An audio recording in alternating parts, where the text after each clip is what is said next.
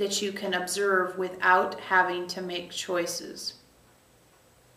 So, none of that's going to help you buy groceries, but all of that needs to be somewhere in your system so that you recognize that the fun and games of 2009 life are here to give you opportunities to refine your experience of the human form. Refine the experience of the human form, infuse it with the soul's capability of insight and expression, and then to take that mixture and move that mixture into the opportunity that Earth offers. That's really what you're doing. And how does that fit into? Becomes just as silly of a question as you can imagine. Maybe not today, maybe not tomorrow, but soon enough. How does that fit into is only a reflection of the limitation that you've previously labored under. And how am I expressing? How am I experiencing? What is my truth? Aligns all needs and offers all possibilities to you. It's your destiny. It is the destiny that you came here to embrace.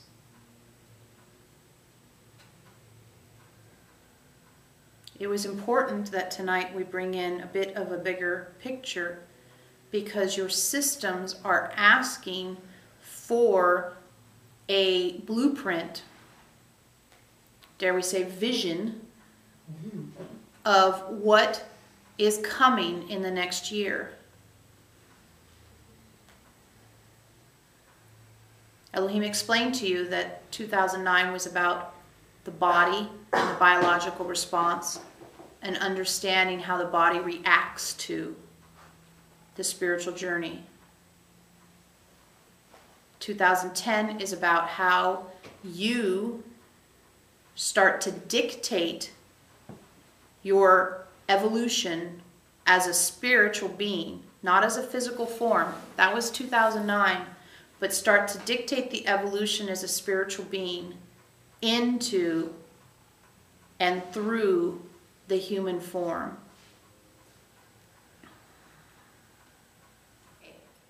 You can't do this thing that you're doing, which of course, let's just be clear, is ensouling the human body, evolving it to experience the soul's perspective. Okay? You can't do that without a human body. Okay, that we can all agree about that. So all this time you've been, and maybe not all of you, but many light workers have sort of been guilty of the idea that the body was just extraneous and annoying and a pain in the ass and all those problems. And some light workers have taken the path of ignoring the physical body and not treating it so great because they just found it to be a burden on the journey. We talked to you a lot about how that doesn't sort of flow with us. God doesn't wish you wouldn't have a body if you didn't need one. Okay. But now what's happening is that the body becomes the conduit, maybe. You know, it's the vessel.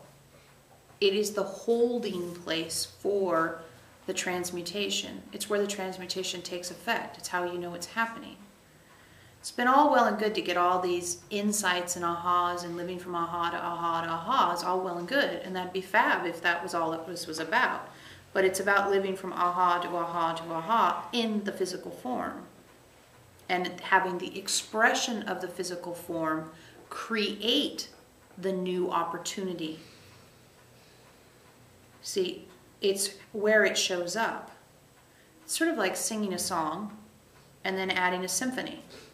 Okay, that's really that's probably the best we can do on short notice, is all along you've been singing a song, you've been learning to sing, you've been teaching yourself the words, you've been teaching yourself the tune and the harmonies and the melody and all that stuff, and how to sing on pitch and la la la la la.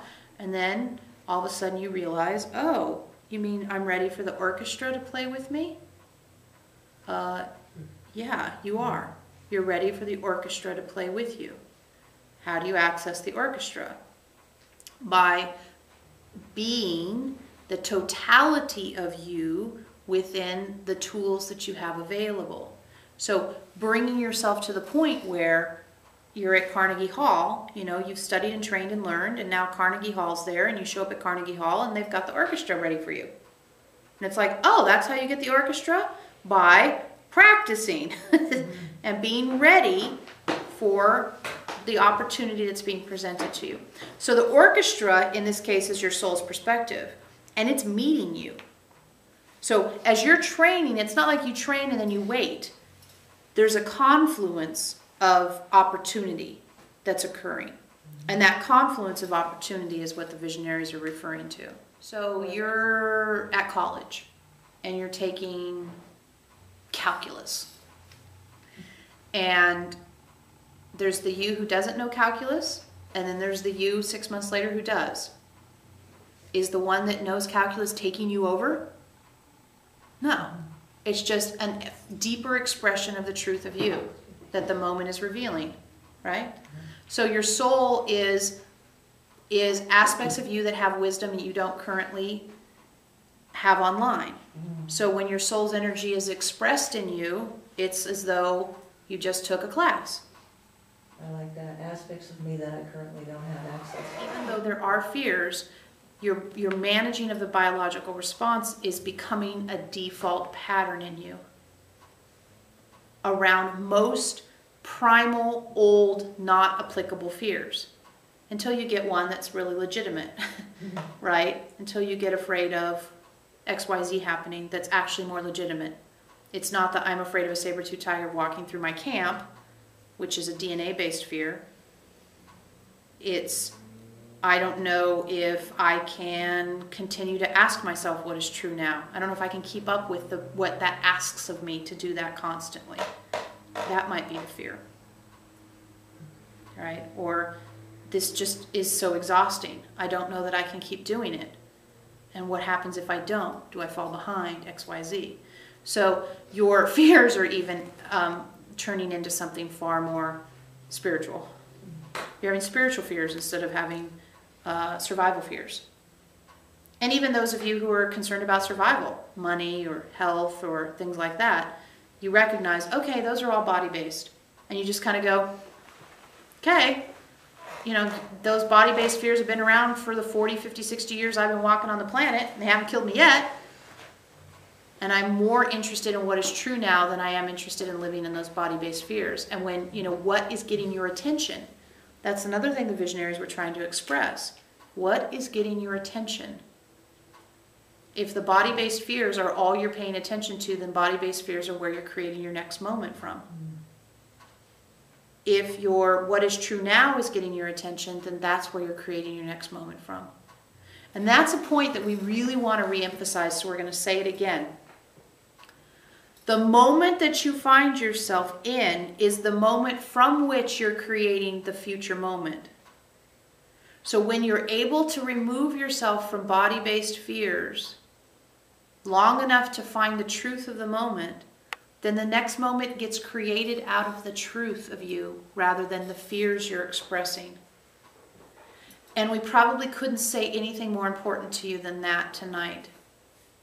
Because the creating your reality idea is absolutely true.